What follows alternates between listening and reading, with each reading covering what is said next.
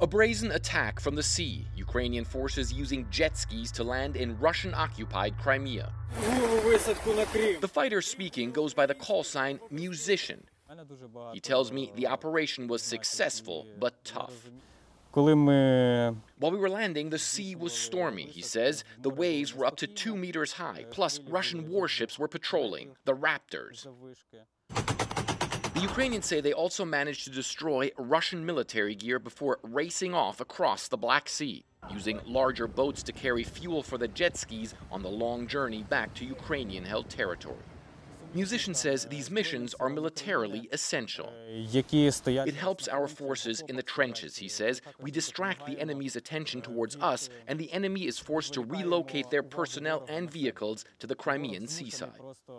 Ukraine has started a major campaign against Russian military targets in and around Crimea, hitting the HQ of Moscow's Black Sea Fleet, damaging a submarine and a Russian landing ship, as well as hitting an airbase. The Ukrainians use drones and cruise missiles for some of the attacks, but rely on a network of undercover partisan groups inside Crimea for information and targeting.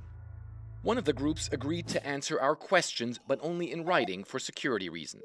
We constantly monitor all military facilities on the territory of the Crimean Autonomous Region with the help of our agents and residents of Crimea, who constantly inform us, the Atesh group writes. A wide and developed system of agents allows you to make a choice.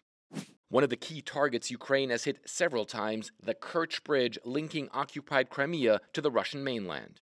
The attacks have led to severe disruptions, Russian leader Vladimir Putin vowing revenge.